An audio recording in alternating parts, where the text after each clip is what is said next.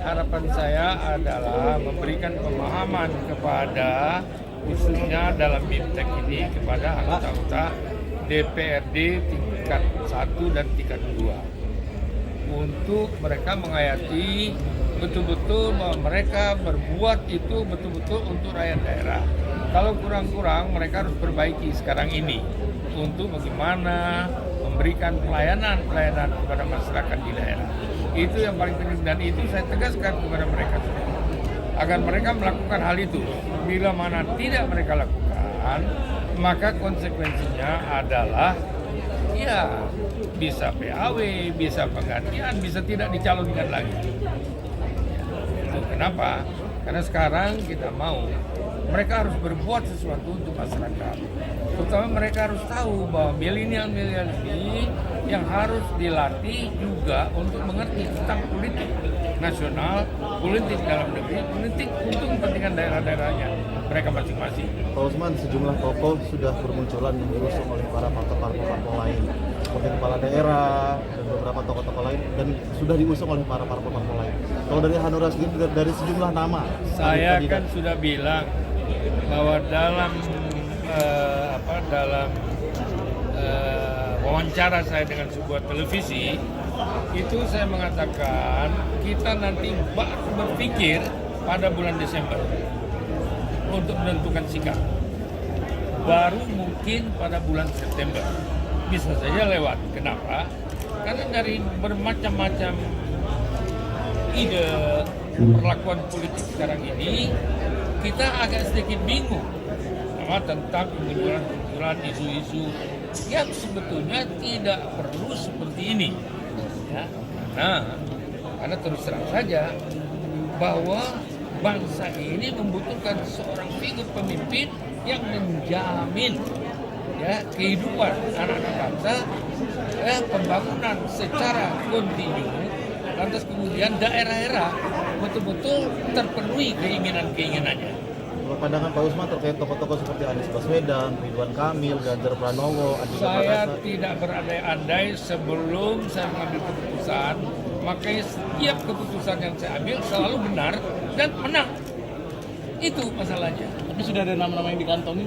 Oh belum, artinya kantong itu dari dulu udah ada banyak kantong saya di kiri, kantong kanan beda-beda gitu. Terkait komunikasi kerjasama politik dengan beberapa parpol lain sudah mulai dijalin? Ada, tapi terus terang itu hanya sebagai masukan saya aja. Ya, tapi saya tidak bergantung sama partai manapun juga. Karena apa? Sikap kita adalah sebuah ide yang betul-betul menyentuh hati rakyat.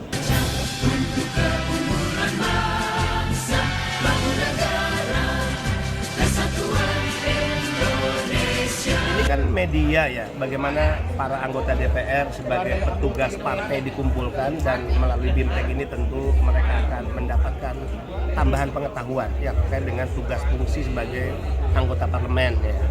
Yang kedua, secara ideologi kita juga harus terus menanamkan kepada mereka bahwa mereka bukanlah orang-orang yang secara tiba-tiba terpilih kemudian tiba-tiba merasa besar karena dirinya.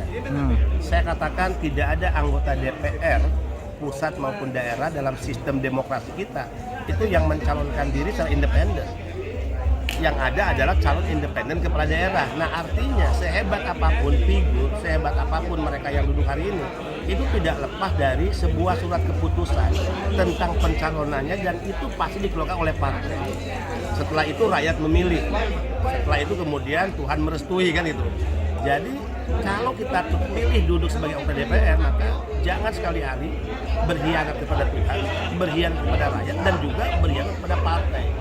Tinggal bagaimana kerja-kerja politik dilakukan, ya, kemudian juga kerja-kerja kerakyatan, kemanusiaan dikerjakan, ya, dan itu harus dilakukan secara konsisten.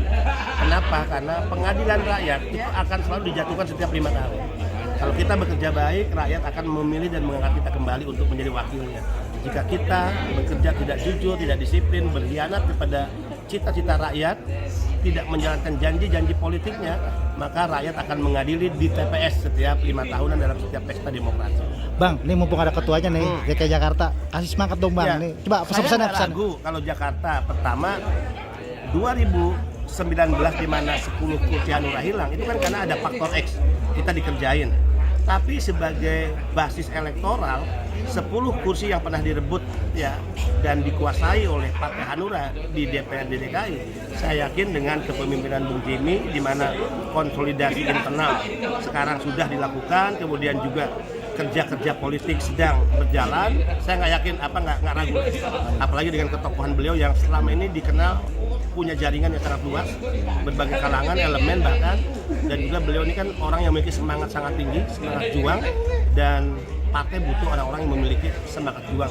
Pasti satu, saya malu dan ini menjadi motivasi saya bahwa saya harus mengembalikan kejayaan Partai Hanura di DKI Jakarta. Semangat. Semangat. Iya. Doakan kami Pak.